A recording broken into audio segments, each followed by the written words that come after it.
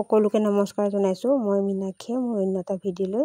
আজি কোনো ধৰণৰ ৰেচিপি বা কাপোৰৰ ভিডিঅ' নহয়।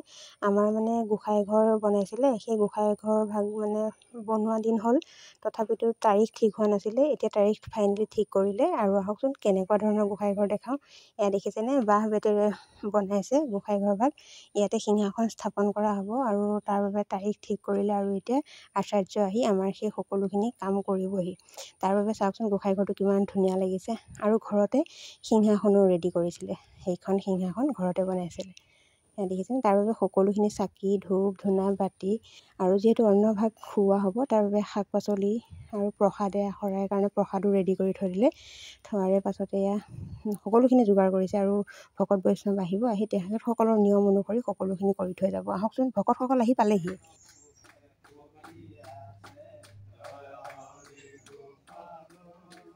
আকৌ ইফালেদি মেধিয়ে পাকপানীৰ ব্যৱস্থা কৰিছে, যিহেতু আহাৰ খোৱা হ'ব, সেইখিনিও ৰেডি কৰি আছে। তাৰে মাজতে অকণমান ভিডিঅ' কৰি ৰাখি থৈ দিলোঁ। আৰু এইফালে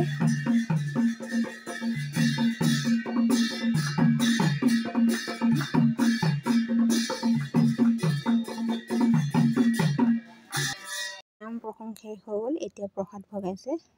তাৰে মাজতে অকণমান ৰাখি থৈ দিলোঁ, যিহেতু নিয়ম হয়, সেই নিয়মবোৰ কৰিছে আৰু মই অকণমান ৰাখি থৈ দিলোঁ।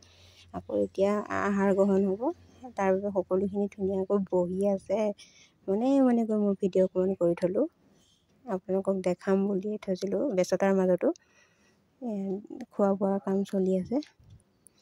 এনেকুৱা নহয় যে গোঁসাই ঘৰ হ'লেহে ভগৱানক পাব পাৰি, সেইটো নহয়। মনৰ শুদ্ধ মনেৰে যেতিয়া আমি ভগৱানক বিচাৰোঁ, সকলোতে ভগৱান আছে। তাৰ মাজতো কিছুমান কথা আহি পৰে, সেইকাৰণে গোঁসাই ঘৰ ভাগ বনালে। ফাইনেলি দিনটো ধুনীয়াকৈ পাৰ হৈ গ'ল, বৰষুণৰ কোনো অসুবিধা নহ'লে। এতিয়া সন্ধিয়া যেতিয়া চাকিগছ জ্বলাইছে, সঁচাকৈ মনটো খুবেই ভাল লাগিছে।